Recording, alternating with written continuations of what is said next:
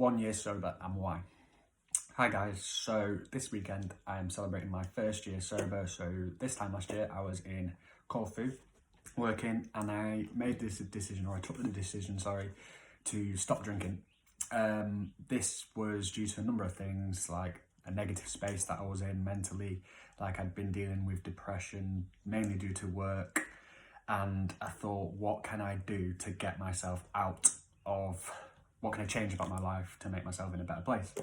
And the thing I kept coming back to was drinking. So I made the decision to stop, and here we are a year later. So this video I'm going to kind of go into why that is, the changes that I have made and how it's affected my mental state and stuff like that. So I am reading from this, by the way. So Preet got me this. It's a book that I journal in daily, but I've made a number of bullet points and stuff of points that I want to kind of put across, because otherwise I'll be going on all sort of tangents, if that makes sense. So my negative space that I was in mentally was mainly due to work and the situation that I kind of put myself in there. Like at the end of 2018, I came back from Zante in a relationship with Becky, and I thought I had to do the usual thing that everyone does: get a job, provide for your family, even though we're not a family, if that makes sense. You have to get that steady wage, you know, conform without sounding strange and stuff like that. And that's what I did. I thought, right, that's what I've got to do. I've got to be that person now. I've got to grow up, what people say. So I did. And the first month or two was fine. Like, I was just getting by. It was easy going. And then things kind of took a turn for the worst, and every day seemed like a struggle. Like, it got to times where I was walking to work and I was crying because I just didn't want to go. And then I was there, and yeah, there was just, like, I don't like to use the word hatred, but I really didn't like being there, if that makes sense. And I think people could tell that as well, for people who worked there, and the family, my family and the people around me as well. So that was what I was struggling with, and the not drinking was my way of kind of making that change. There was a big like transition between the two, because obviously I was working at Corfu at the time that I made the decision to stop drinking. But I'll touch on the story of how that happened later on. So why did I stop drinking? So this brings me nicely onto a point that I was discussing with Preet and Leon during the week. So we have our Life and Trying to Add Up podcast, and we have a chat where we kind of catch up with each other daily, talk about topics, things, we just check in with each other. And Preet asked an interesting question, and he said, if there was anything you could do or teach or tell your younger self, what would it be? And I could have said, I could have gone back to 18-year-old me, for example, and said, don't drink, it's a waste of time, or blah, blah, blah. And at the time, I think I misinterpreted the question or the point that Preet was trying to make. But thinking back, would I have advised my younger self to stop drinking, or to pay more attention in university and do his work, or start his running or fitness like I have been doing recently, start that earlier? And the answer is obviously yes. Of course, I'd like to have told myself, like, I could have helped so much, like, my mental state from an earlier age, but would that person have listened? Like, would the 18-year-old, 19-year-old, 20-year-old me have listened? The answer is no. I say that using the sober change as an example is because that's kind of my main influence, obviously, for the sake of this story and what I wanted or want to do. So way back when, probably towards the end of 2016, start of 2017, I come across a YouTuber called John St. Julian. I don't even know how I came across him. I wasn't actively searching, it was just kind of something I happened upon. I think I was watching something about, it was Russell Brand. I was watching Russell Brand Trues. He used to bring out a daily kind of vlog almost, and about politics, not daily, but politics and what was going on in the UK and stuff like that. And here, as the YouTube algorithm or whatever you want to call it works, you have your suggested, and something popped up and I clicked it, and it was just, I don't think the video that he did exists anymore, but it was kind of his insight or knowledge into what Russell Brand kind of was doing and just stuff like that. And I found it quite interesting, so I like delved more into his channel and things that he was doing, and a lot of it really kind of resonated with me. where I was at that point in time. Like the story he'd been on, or the journey, sorry, he'd been on of his change. So he had been through a lot and he's come out on the other side, if you will, or he's helped a lot of people. And it started making me think more about what could I do, or why haven't I done anything yet, if that makes sense. So I'll go into detail on that probably in another video about different things he's suggested and different topics, but for the sake of obviously this being my 1 year sober video, sorry, I'll just get the camera, we'll move on to something else. So his thoughts, I don't want to say teachings or anything like that because that might sound a bit weird, but he was going on in his videos about not drinking, being a vegan and stuff like that as well. At this time I was a vegetarian. I have a strange history, if you will, of my diet anyway, because I have something called PKU, which is phenylketonuria, and that means I can't break down protein. So up until the age of 16, 17, I'd never eaten meat, cheese, eggs, anything like that, really. So due to the protein intake, so I when that came around, I had the opportunity to try it. So I did eat it, but not a lot. And then I just went back to being a vegetarian. And then 2016, I went on a bit of a mad one really and started eating chicken wings quite often. And I have no idea why, but it was just something that I'd never done before. And I thought, why not? And then he touched on a few points that I really agreed with regarding animals and stuff like that, and then the non-drinking.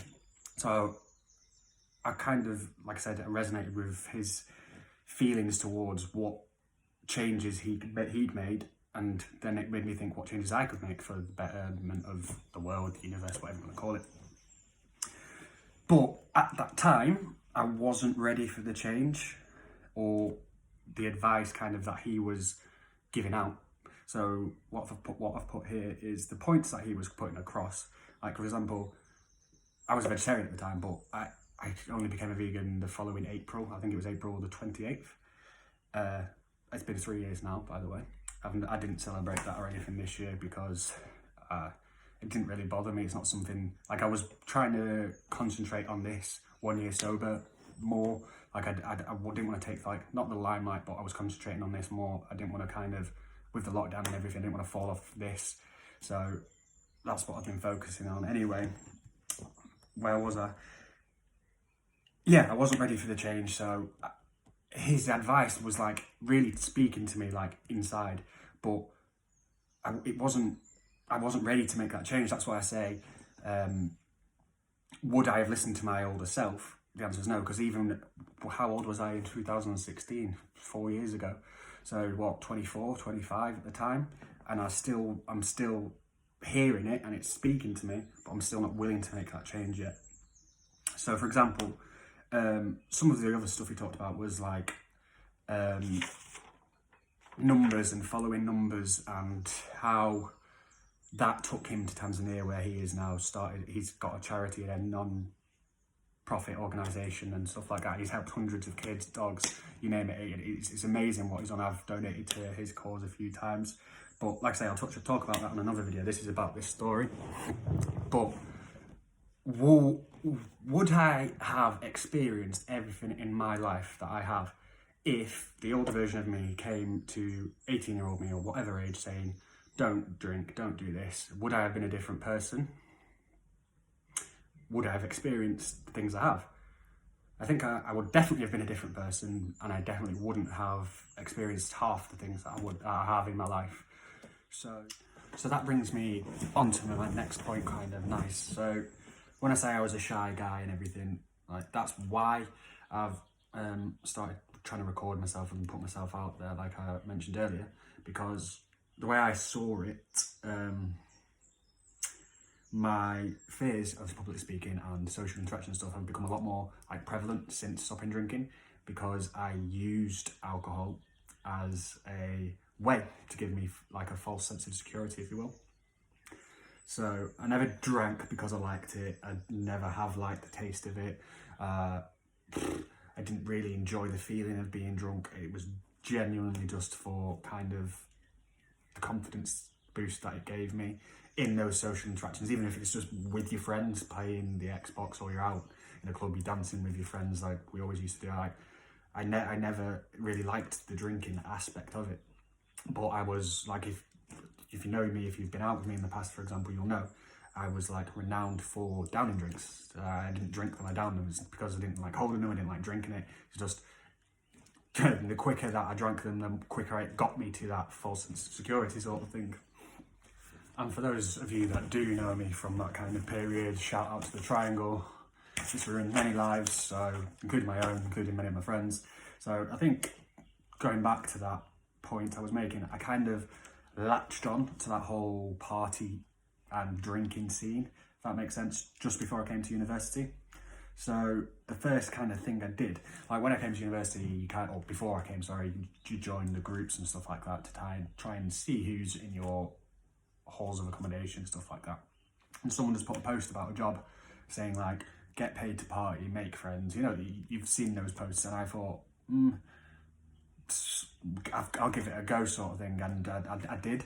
And that was kind of my first steps into trying.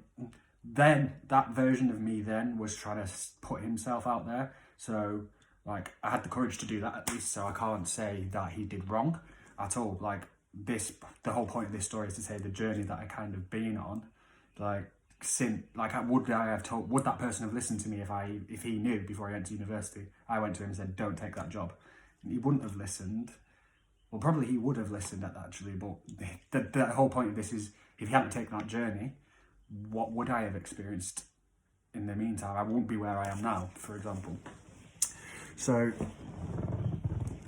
the job that I took was literally just selling tickets for an event, a weekly university event that was on every Thursday. This was my first kind of step into that. I had, from then onwards, throughout my university career, whatever you want to call it, my time at university, I worked in the promotions, events, nightlife kind of scene. It's kind of the leisure hospitality industry. It's where I've been involved pretty much since. So I have definitely gained experience and stuff like that from this one post that was there at that time. So I found when I started this job, I was reaching out to people, I was selling tickets, I was talking to people, like I was out there, putting myself out there from the start. Like when I saw this message, I wasn't drunk. I was at home in university, ready to go to university. When I was selling these tickets, I wasn't drunk. So I was putting myself out there for these social situations to sell the tickets. But then I think, looking back, I then attributed the confidence to the going out as opposed to me putting myself out there. So the version of me then was thinking, this is all happening. Like I became quite a good seller. Like me and my friend Preet, we became really good sellers. We became quite established. We had other opportunities because of this, and I think I put this on, or the success of it rather, on me going out all the time, when it was really me putting myself out there from the start when I was not drinking.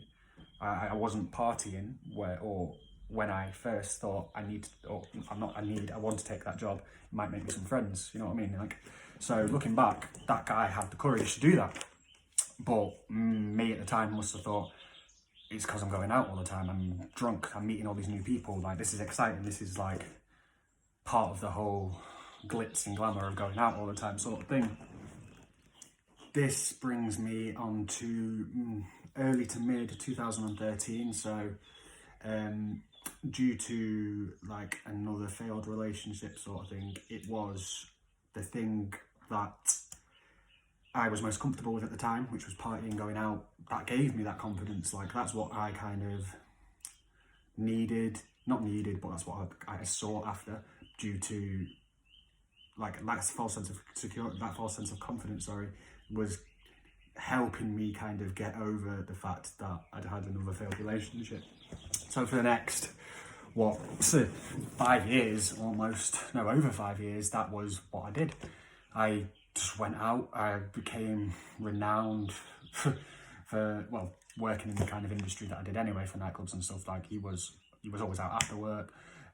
Anything I earned whilst I was working, you'd go spend in the club after work and stuff like that. It was just, thinking back, like, the amount of money that I must have spent is ridiculous, but it's all part of the journey, sort of thing. So when I say that's what I did, that's what that's what I most felt comfortable with. Was me seeking that confidence, that false sense of confidence that it kind of gave me when I was drunk. So I latched onto that.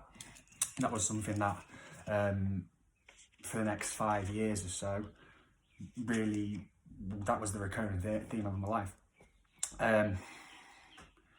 So the next kind of part of my story is the other thing that I'm kind of known for is travel. So 2014,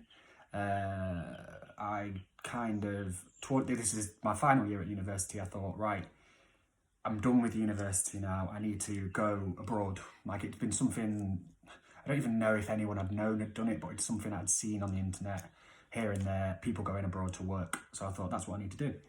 So I booked some accommodation and thought, right, I'll go to Ayia Napa, my kind of music, my kind of scene, that's where I'll go.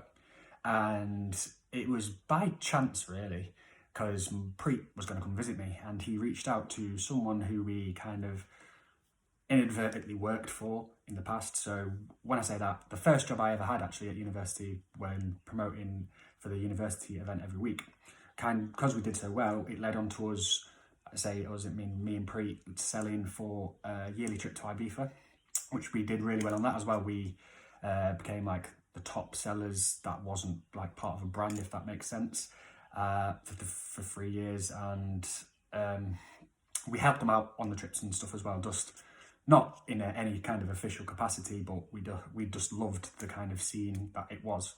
And Preet messaged one of the guys asking if he had any accommodation or links for Ayia Napa, because I was out there, he wanted to come see me. And how it happened was, the guy was like, why has Luke not told me he's going there?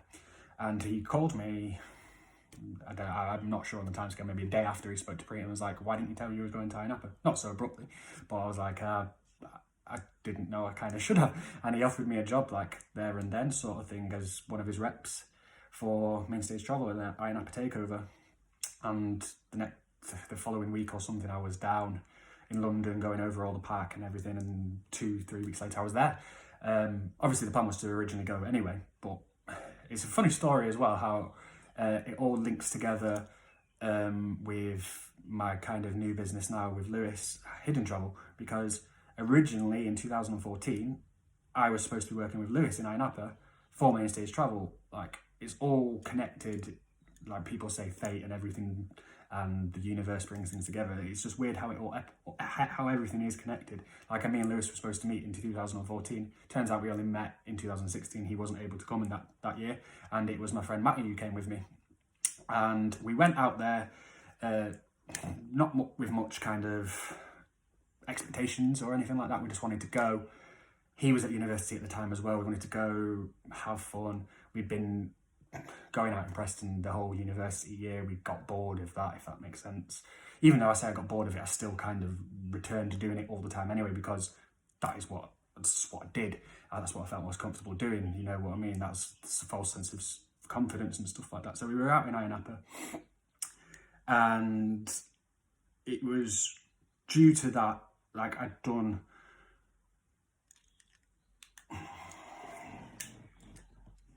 this brings me on to how 2014, it went really well. I got invited from the end of Ayia Napa, instead of flying home, to fly straight to Magaluf and close out the season there. And I became resort manager the following year and worked for them on their ski festival Snowbox every year since, except from this year, due to, it was strange how that was going to happen. I was supposed to be going to Florida whilst the festival was on, otherwise I would have been there because I love it. It's my favourite time of the year. And I'm not even lying when I say that, it's just amazing. But the point I'm trying to make is I look back on these times as a period where I learned my passion for travel and seeing the world and stuff like that.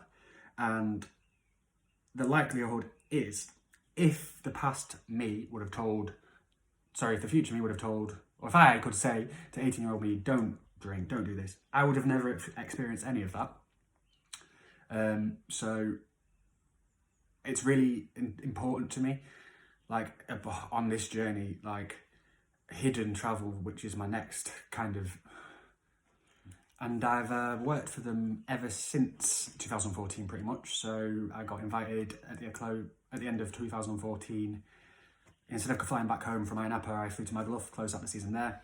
The following summer, I did my first ever snowbox, and we went straight from France, flew to Mallorca, and I spent 6 months abroad then. And ever since, well, I worked for the Takeover brand up until it closed with Mainstage in 2017, and I'd worked up into Snowbox up until last year. I was supposed to do this year, but Corona happened, and I was going to Florida, and it all kind of messed up. Anyway, but the point I'm trying to make is, would I have taken this role if the 18-year-old version of me would have listened to me saying, don't drink, don't do this? The answer is no, because I would never have had the opportunity to do so, because I thought all of this was happening due to me having that false sense of security from drinking. So was it because of the drinking, or have I always had that in me? Like, have I always had the ability to be able to put myself in these situations, to do these kind of jobs, but I've always been so scared? So this is kind of one of the reasons that I have stopped, because people always say, like, even for example me, I'm saying it right now, I thought alcohol gave me this false sense of security, false sense of confidence, whatever you want to call it. But the idea that I'm saying that's stupid in itself. So I'm saying that if I have this one drink or this shot or 5 of them, it's going to change me on a, I don't know, molecular level in my brain, or whatever you want to call it, that it makes me a more confident person. No, the confidence is there. It's I don't know, it's just, it's really strange to kind of get my head around, but I've always had it's always been there.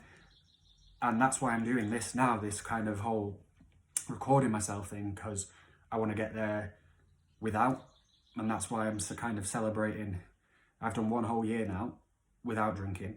And the things that I've achieved in this year, I'd like to say, have took me almost to like the next level of where I wanted to be. Like those changes that I wanted to make way back when I came across those YouTube videos in 2016-17, they're starting to happen now. Not in the same context or anything like that, but changes I wanted to make in my own life. Like they've happened, or they're happening. I've put myself in those kind of situations now, and I'm thriving from making the decision to stop drinking, because I was using that as an excuse, an escape, or whatever you want to call it, and it was hindering my chances or my opportunities, if that makes sense. So why did I stop? So, like I say, when I first came across these YouTube videos from John St. Julian, I wanted to make those changes, but like I say, I wasn't ready, or I was interpreting them wrong. So one thing he touches on, which I mentioned earlier, is like angel numbers. You can call them messages from God, you can call them signals, like numerology and stuff like that.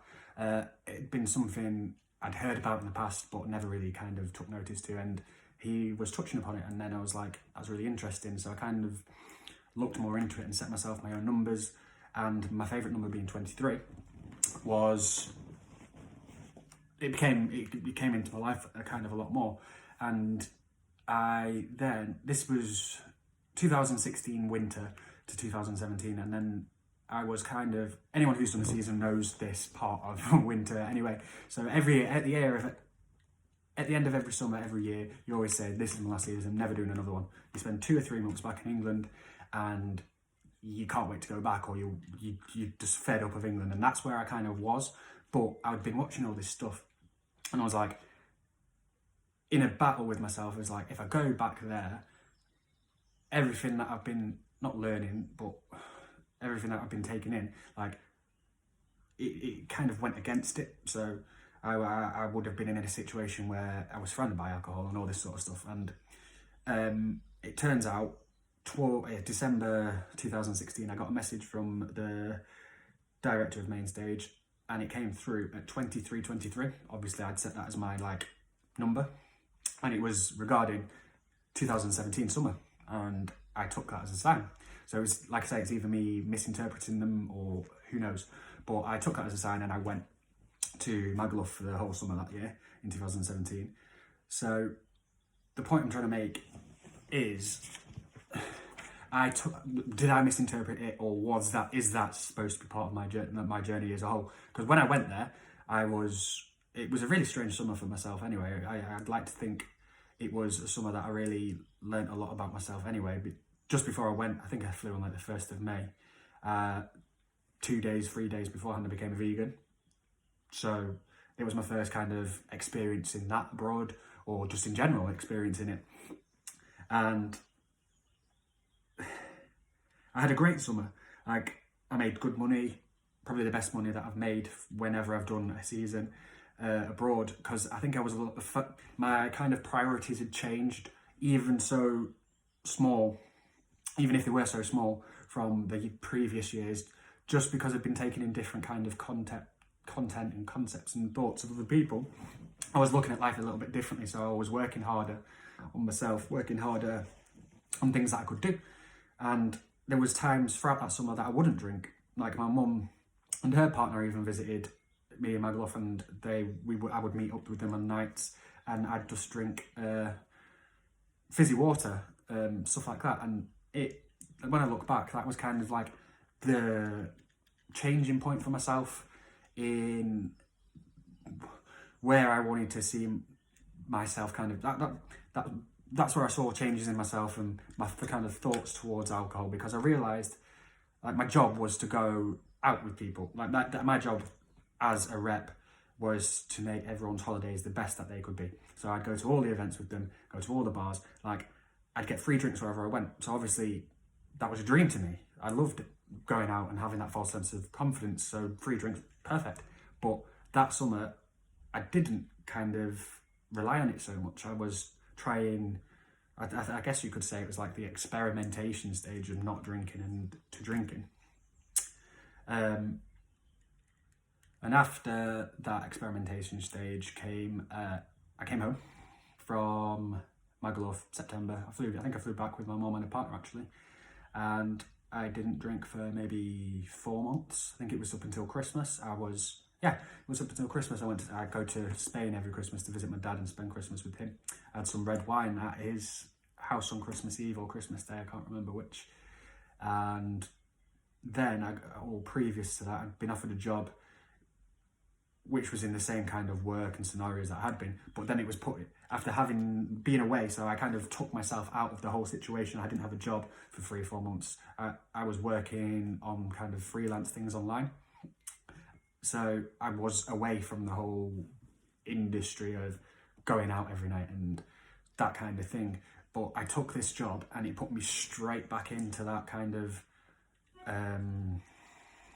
mindset, if you will. So I started going out again and I started drinking again, and I slowly kind of felt everything that I built up to work on, so everything I worked on had kind of just dissipated straight away.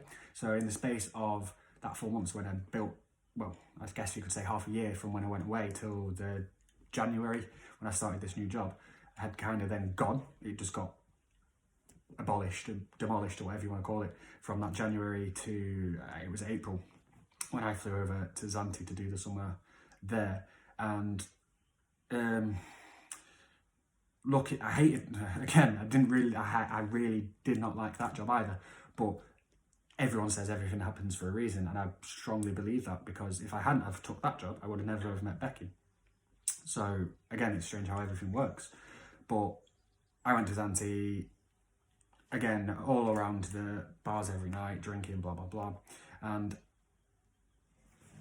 anyway, so 2018 summer was the year I met Becky, the year we got together.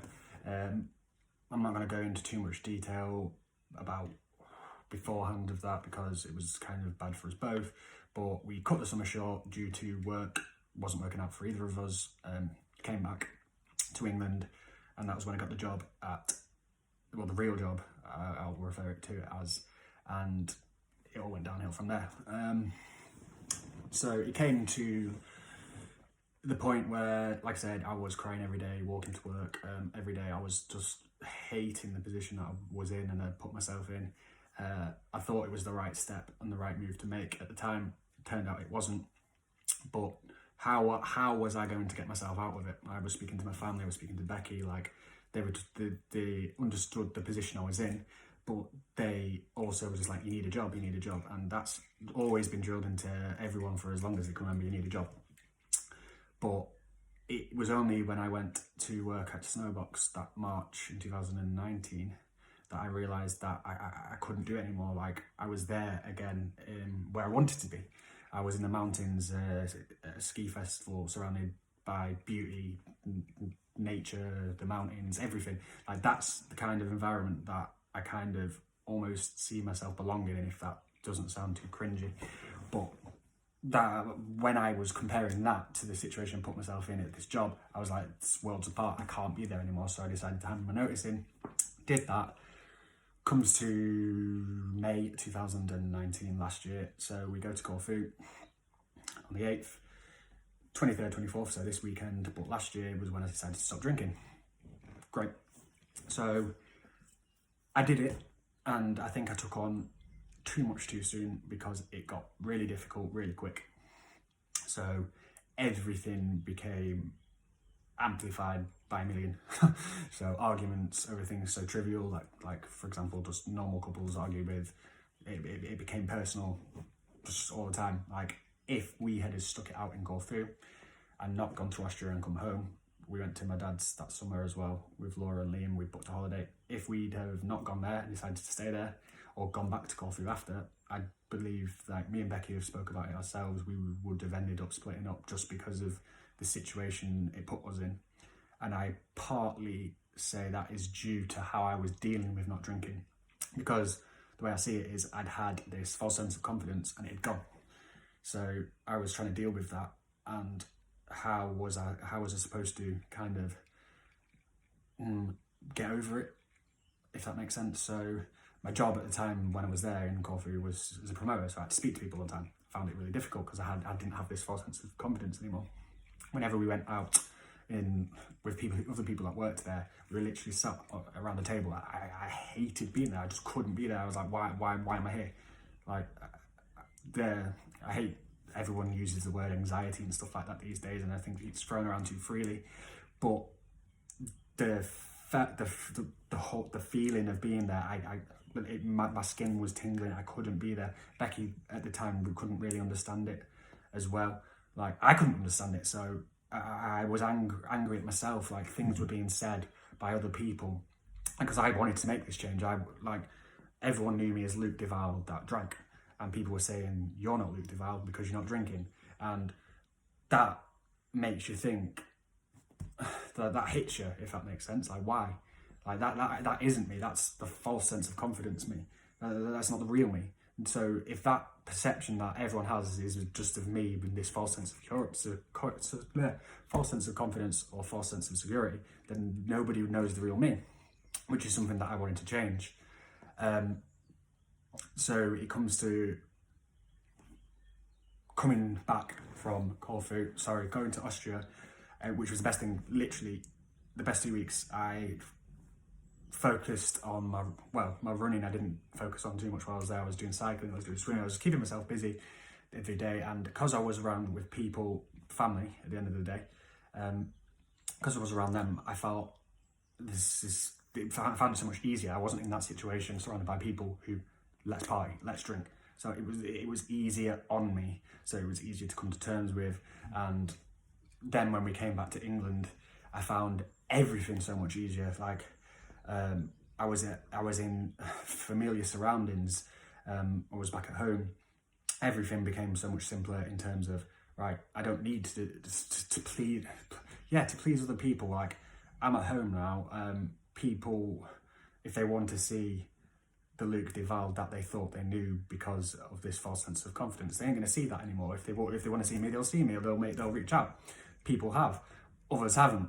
Okay, I don't care if they're not willing to know me for who I am, really, like without the alcohol, because like I said, that wasn't me. I look back now at all these times that all these people that have known me, like I've met quite a lot of people due to the work I've been doing. Thousands of people a summer, hundreds of people a week I used to look after and take, like they all have this perception of me. It just isn't me. Like, so it's just strange to think back on, like the change. But at the time, I thought that was me, and I tried my hardest to make that me at the same time. Hindsight is a very, very, very strange thing. Yeah, so I was saying hindsight is a very, very strange thing. So, like, I don't want to be insensitive here and say, or towards any like people who have an alcohol addiction or anything like that, because that's not who I am and it's not what I intend to be. But like, I wouldn't say I was addicted to alcohol, any sense of the word, because I didn't like it. There was times when I worked away where you drink so much during the days, or sorry, each day, that you have the shakes and stuff like that, but you're not, like, you don't wake up and crave it. But I'd say I was addicted to the false sense of confidence that it gave me. Like, that's what I wanted, that's what I chased. That's what I thought I needed. I thought that was me. I thought that was the only way to get to that. But now, after a year of being sober and working on myself, that's the whole purpose of these videos. That's the whole purpose of these recordings that I'm doing on Instagram. Like, they're to bring me out of this introverted way of being. Like, I want to work on myself. I want to give me not that false sense of confidence. I want to give myself the real sense of confidence of being out there, being able to talk to people. Like, especially people say, is it the best thing you've ever done, stopping drinking? I'd say, as part of this journey, yes.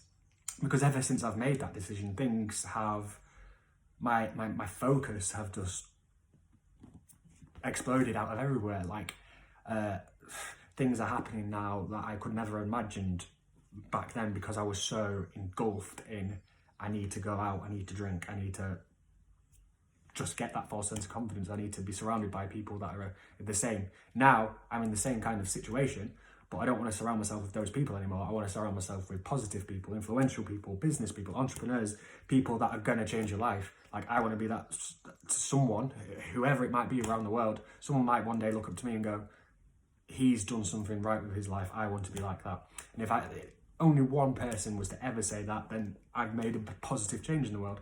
That's all you can kind of ask for. Like, that's what I look to. I'd say that I've not really had a mentor in life or anything like that. But when I look back at these videos that I watch, and I still check up on these videos on YouTube and stuff now, of different people and different views, and views of my parents and stuff like that, like, they've mentored me into the kind of the person I am now. And I still get jokes off people all the time, like, why don't you drink, it's boring and stuff like that. But I think it's boring to drink. Like, it's all down to opinions at the end of the day. And I don't agree with anymore the fact that I need to drink to have a good time.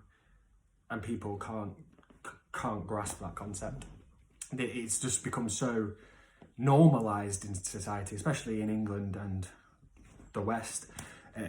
You get in from work, you drink. The sun's out, you drink. But why? Why was the sun out? Why, when you finish work, do you need alcohol? Why, when you finish work, do you need alcohol? You don't. It's just normalised so much in society. I don't want to get too much into all of that either, because that's a completely different kind of can of worms, which is for another day. But yeah, so I don't want to go and open another kind of worms for a conversation for a different day about alcohol and how it's in the public, and people think it's so normal, yet it ruins so many lives compared to, I'm not even going to say other things, but compared to other things that people will turn their nose up at. Alcohol kills hundreds of people, ruins many lives, ruins families and everything. But people aren't ready for that conversation, really, quite frankly, because it's so central to their lives. It's as simple as. But in terms of my story and me, 100% the best thing I've ever done. Like, I've worked on myself so much. I've gravitated so far forward in terms of business and stuff now. Like I said before, I've got focus. Like, me and Lewis now with the launch of Hidden, everything's looking exciting. Obviously, with the whole Corona thing, you can't plan for that. But everything's so exciting now for that. I'm working on myself for these videos. So another one of my passions, which is film, TV show. Like, everyone knows I'm obsessed with Star Wars, the whole aspiring Jedi for life and trying to adult podcast. Everyone knows I'm obsessed. Like, one of my ultimate dreams is to create, it sounds so nerdy and so geeky, but create a world like Middle Earth, like the Star Wars universe, do something like that. And part of that journey is the journey that I have planned is to do that on YouTube as well. So all these things that I'm doing is for the bigger picture, if that makes sense. Like, that's all I see now is the bigger is the bigger picture. I'm not so stuck on I need to go and get that false sense of confidence. I have that confidence in myself now. I've worked on that so much now that I have a focus of what I need to do day in, day out, working on my fitness, which I'd never had an interest in going to the gym and stuff before. Now, I miss the fact that it's closed. My running, didn't interest in running. Like, everything's changed. My priorities have changed. It's incredible. It's just incredible the way things happen and the way things change. Yeah, so there's a lot to digest. Like, I don't even know if people are going to watch this. I don't care if people are going to watch it. This is all for me at the end of the day. I need to get this.